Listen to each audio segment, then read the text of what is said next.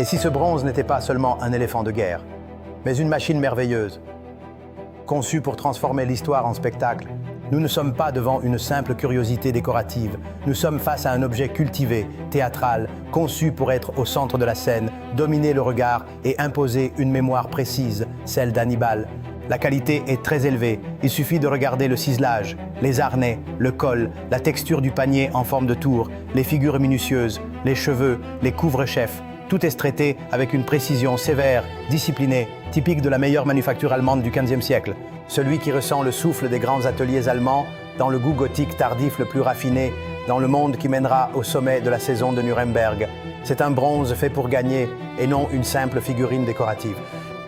Mais cet objet ne parle pas seulement de style, il parle de mémoire historique. À la Renaissance, les exploits des grands du passé ne se contentaient pas d'être lus. Ils étaient une remise en scène, ils devenaient des appareils, des services de table, des images de conversation. Hannibal était l'un des noms les plus puissants de cette mémoire héroïque, l'homme du passage impossible, l'homme qui avait amené la guerre au-delà de la limite connue. Cela est également démontré par le grand service en majolique illustré avec des scènes d'Hannibal, de Guido Durantino et de Guido di Merlino. Et la comparaison avec le plat déjà dans la collection Altomani est éloquente, surtout en raison de l'inscription au verso.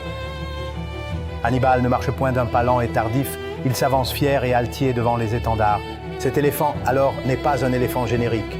C'est la mémoire d'Hannibal transformée en bronze. Un objet conçu pour évoquer le passage des Alpes, la terreur militaire, la grandeur d'une entreprise restée vivante pendant des siècles. Et puis, il y a ce détail extraordinaire, un petit soldat sur le parapet de la tour, la main levée, dans l'acte de lancer un engin incendiaire contre les ennemis en dessous. Les cheveux, le couvre-chef, la visière, le geste même du bras sont traités avec une acuité surprenante. Ce n'est pas une reconstruction archéologique de la guerre punique, c'est quelque chose de plus raffiné. C'est Hannibal réécrit par le Quattrocento, mis à jour avec le langage guerrier et imaginatif de son temps, presque comme un feu grégeois lancé d'en haut. Mais le point décisif est la comparaison avec Martin Schongauer. Ici, la ressemblance n'est pas vague, elle est trop précise pour être le fruit du hasard.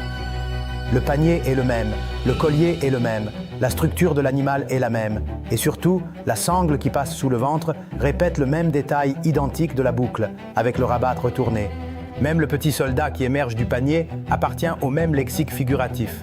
À ce stade, la ressemblance cesse d'être typologique et devient dépendance visuelle. La seule vraie différence est la trompe. Dans l'incision, elle s'étend vers l'avant. Dans le bronze, elle se replie vers l'intérieur. Et c'est précisément cette différence qui rend la comparaison encore plus convaincante. Les nouvelles études et les examens menés sur l'œuvre ont révélé un système hydraulique caché.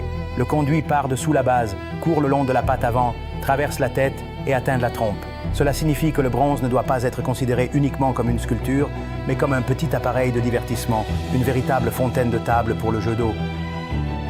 Qui entre en jeu le concept de fontaine héronienne, c'est-à-dire un objet merveilleux basé sur des tuyaux cachés, la pression, la gravité, l'hydraulique et la surprise visuelle. D'abord, le regard, puis l'émerveillement. Ensuite, la conversation qui s'anime autour de la table.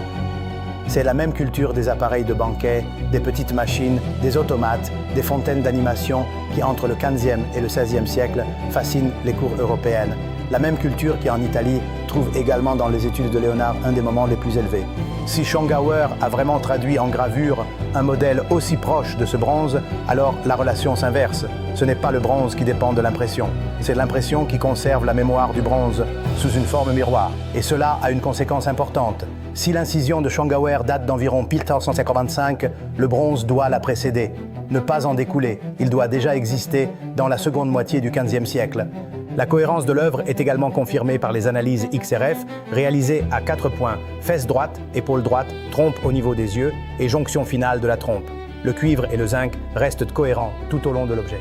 Et c'est ici que cet éléphant change vraiment de statut. Ce n'est plus seulement un bronze allemand d'une qualité extraordinaire, c'est un souvenir d'Hannibal. C'est une fontaine héroïque de table, c'est une machine à émerveillement. Hannibal avait traversé les Alpes, ce bronze a traversé le temps.